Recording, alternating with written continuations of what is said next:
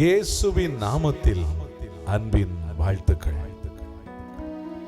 ஆண்டவர் நம் ஒவ்வொருவரையும் ஆசீர்வதிப்பாராக. அவருடைய அளப்பெரிய நன்மைத்தனங்களினால் நம்மை நிரப்பி இந்த நாளிலே நம்மை ஆசீர்வதிப்பாராக. தெய்வம் நம்மோடு இருக்கும்போது அது ஒரு ஜெயமுள்ள வாழ்க்கையாகவே இருக்கும். என் அன்புக்குரியவர்களே, ஜெயம் கொடுக்கிற தெய்வத்தை நாம் துதித்து பாடி மகிமைப்படுத்துவோமா? அல்லேலூயா, ஆமென்.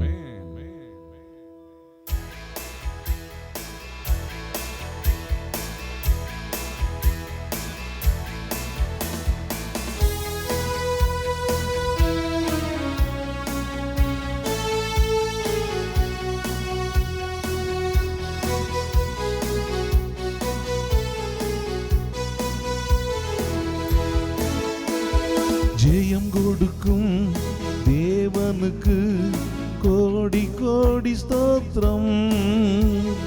வாழ்வழிக்கும் இயேசு ராஜாவுக்கு வாழ்நாளெல்லாம் ஸ்தோத்திரம்.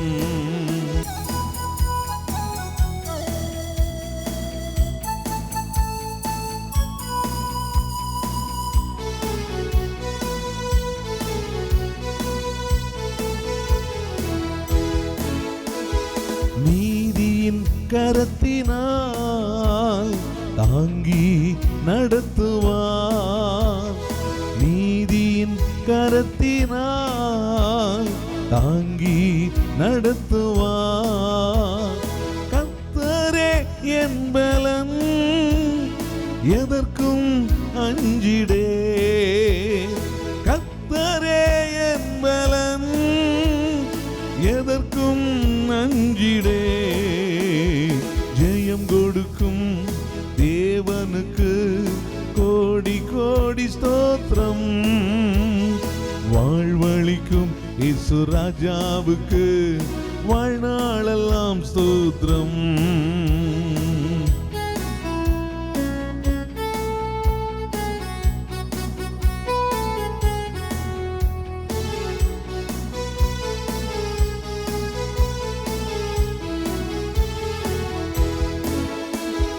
அற்புதம் செய்பவர், அகிலம் படைத்தவர்.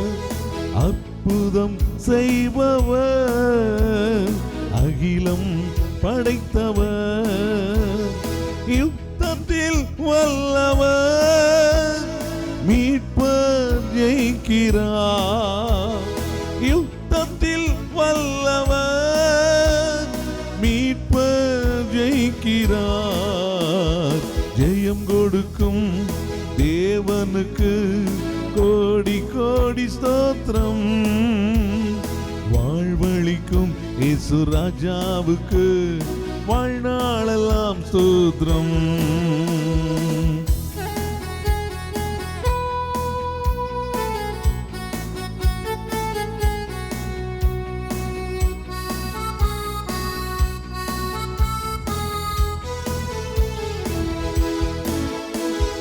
நம்பிக்கை தேவனே, நன்மைகள் அளிப்பவர். நம்பிக்கை தேவனே, நன்மைகள் அளிப்பவர். வார்த்தையை அனுப்பியே மகிமை படுத்துவார். வார்த்தையை அனுப்பியே மகிமை படுத்துவார். ஜெயம் கொடுக்கும் தேவனுக்கு கோடி கோடி ஸ்தோத்திரம். வாழ்வழிக்கும் இயேசு ராஜாவுக்கு வாழ்நாளெல்லாம் ஸ்தோத்திரம். ஜெயம் கொடுக்கும் தேவனுக்கு கோடி கோடி ஸ்தோத்திரம். வாழ்வழிக்கும் இயேசு ராஜாவுக்கு வாழ்நாளெல்லாம் ஸ்தோத்திரம்.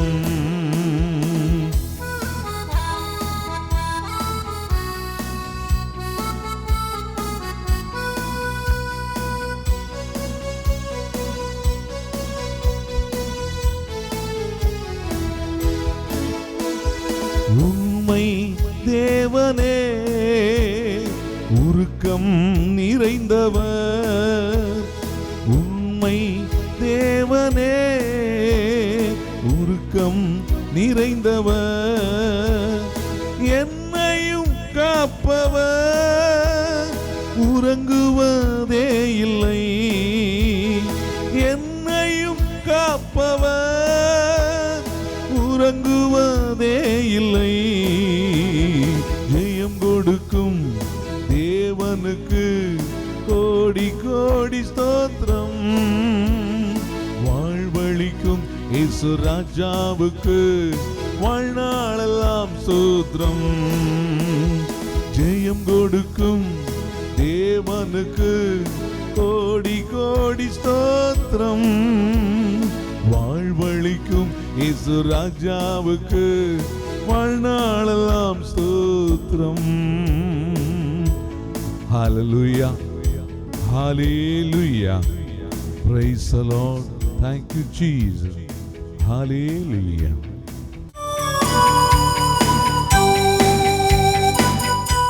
இயேசுவில் அன்பிற்குரிய அருமை சகோதர சகோதரிகளே, இந்த நாளில் உங்களை சந்திப்பதிலே பெருமகிழ்ச்சி கொள்கிறேன். ஆண்டவர் உங்கள் குடும்பங்களை ஆசீர்வதிப்பாராக. இன்றைய இறை வார்த்தைக்கு செவிமடுப்போமா?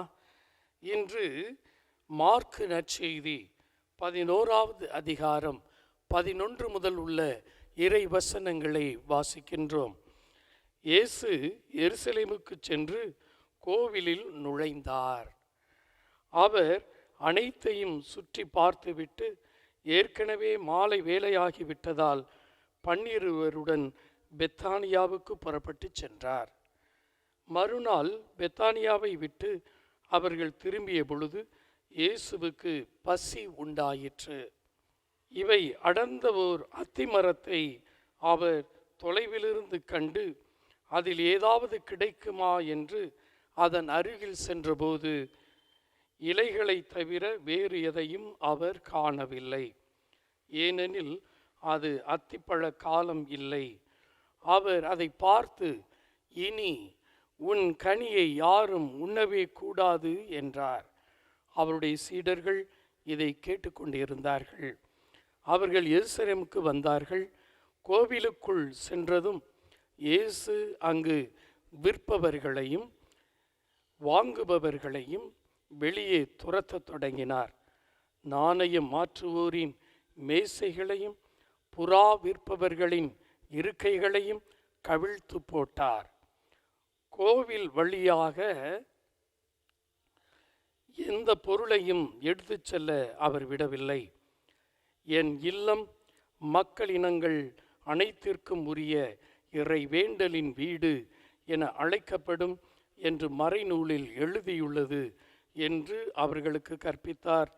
ஆனால் நீங்கள் இதை கள்வர் குகையாக்கி விட்டீர்கள் என்றார். அன்புமிக்க சகோதர சகோதரிகளே, இயேசு ஆலயத்திற்கு செல்லுகிறார். எருசலேம் ஆலயம் என்பது உங்களுக்கு ஒரு புரிதலுக்காக சொல்லுகிறேன். நீங்கள் வேளாங்கண்ணிக்கு சென்று பார்த்தால் எப்படி இருக்கும்? வேளாங்கண்ணியிலே அநேக கடைகள் வெளியில் இருக்கிறது. ஆனால் உள்ளேயே வந்து கடை போட்டால் எப்படி இருக்கும் பாருங்க. அந்த ஆலய வளாகத்திற்குள்ளேயே கடை போட்டால் ரொம்ப கஷ்டமாக இருக்கும் இல்லையா? முன்னாடி எல்லாம் ஒரு காலத்தில் ஒரு 10-20 ஆண்டுகளுக்கு முன்பாக வேளாங்கண்ணி ஆலயம் அந்த வாசல் வரை வந்து நின்று பூ மாலை விற்பார்கள். அது நமக்கே இடையூறாக இருக்கும்.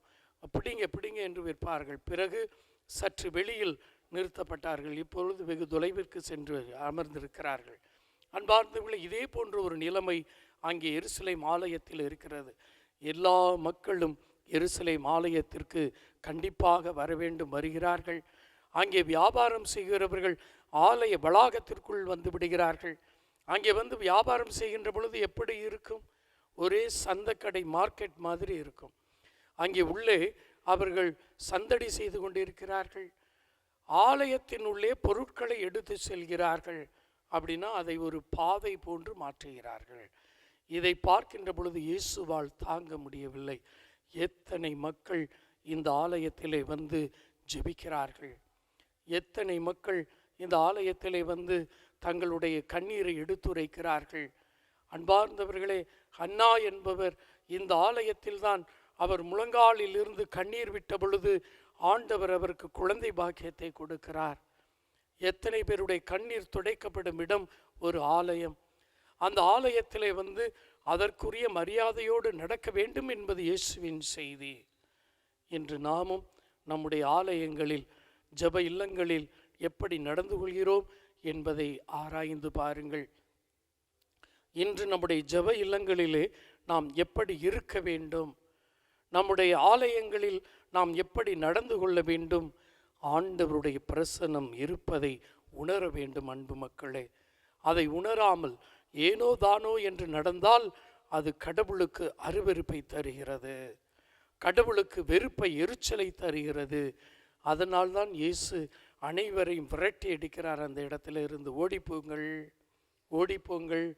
இன்றைக்கும் பார்த்தீங்கன்னா ஒரு சில ஆலயங்களில் திருப்பலி நடக்கின்ற பொழுது குறுக்காக நடந்து வருவார்கள். ஒரு சில ஆலய பணியாளர்கள் பீடத்துக்கு முன்பாக திடீரென்று உள்ளே செல்வார்கள். அந்த ஆலயம் என்பதும் பீடம் என்பதும் கடவுளுக்குரிய அந்த மரியாதையோடும் அந்த உயர்ந்த மதிப்போடும் பக்தியோடும் இருக்க வேண்டும்.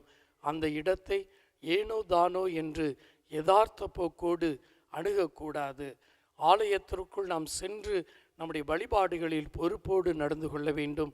ஒரு சிலரை பார்க்கிறோம், அவர்கள் ஆலயத்திற்கு வெளியிலேயே நிற்பார்கள். ஞாயிற்றுக்கிழமை ஆலயத்திற்கு வருவார்கள், ஆனால் ஆலயத்தின் உள்ளே வராமல் வெளியிலே இருந்து பராக்குத்தனமாக இருந்து மீண்டும் சென்று விடுகிறார்கள். இதைதான் இயேசு அன்று விரட்டி அடித்திருக்கிறார்.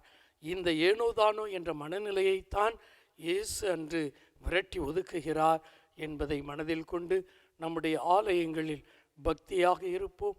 பராக்குகளுக்கு இடம் கொடுக்காமல், கற்பனைகளுக்கு இடம் கொடுக்காமல் ஆண்டவரை நினைத்து ஜெபிக்கும் இல்லமாக நாம் பயன்படுத்த வேண்டும். அதுதான் இயேசுவின் விருப்பம். ஆண்டவர் இந்த நாளில் நீங்கள் ஜெபிக்கின்ற காரியங்களை உங்கள் ஆலயங்களிலிருந்து ஆசி வழங்குவாராக. ஆமென். Praise the Lord. எனக்கு பிரியமானவர்களே, ஆண்டவர் உங்களுக்கு ஆறுதல் அளித்து பலன் அளித்து உங்களை ஆசீர்வதிப்பாராக. எசேக்கியேல் 34 அதிகாரம் 16வது வசனம் சொல்கிறது, காணாமல் போனதை தேடுவேன், அலைந்து திரிவதை திரும்ப கொண்டு வருவேன், காயப்பட்டதற்கு கட்டுப்போடுவேன், நலிந்தவற்றை திடப்படுத்துவேன். என் அன்புக்குரியவர்களே, காயப்பட்டு நிற்கிற ஒவ்வொரு மனிதனும், கலங்கி தவிக்கிற ஒவ்வொரு மனிதனும், துயரத்தோடு வாடி நிற்கிற மனிதனும் இந்த உலகத்தில் என்ன செய்வேன் அப்படின்னு ஒரு பரிதவிப்போடு இருப்பது உண்டு.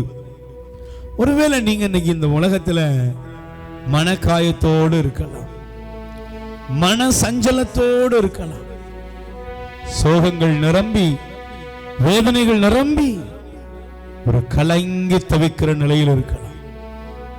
பயப்படாதீங்க. இயேசு ஆண்டவர் என்று உங்களுக்கு விடுதலை தரப்போகிறார். பைபிள் சொல்கிறது அல்லவா, காணாமல் போனதை நான் தேடுவேன். உங்களை தேடி இயேசு வந்திருக்கிறார். அலைந்து திரிவதை திரும்ப கொண்டு வருவேன். உங்களை மீண்டும் புதுப்பித்து உங்க வாழ்க்கையை கட்டி எழுப்ப, நலன்களால் நிரப்ப இயேசு உங்கள் அருகில் இருக்கிறார். காயப்பட்ட உங்களுக்கு கட்டு போட்டு உங்க வாழ்க்கையில ஒரு பெரிய காரியத்தை ஆண்டவர் செய்ய போகிறார். எனக்கு பிரியமானவர்களே, சோர்ந்து போகாதீங்க. பைபிள் சொல்லுகிறது, ஒரு முடக்குவாதமுற்ற மனிதன் இருந்தான். அந்த முடக்குவாதமுற்ற மனிதனை 4 பேர் கட்டில தூக்கிட்டு வந்தாங்க. அந்த மனுஷனை பார்த்து இயேசு சொன்னாரு, உன் பாவங்கள் மன்னிக்கப்பட்டது. உடனே சுத்தி இருந்தவங்கள சில பேர்ல பல பேர், எப்படி ஒரு பாவத்தை மன்னிக்கிறது அப்படின்னு அவங்களுக்குள்ள ஒரு காய்மகாரமான வார்த்தை.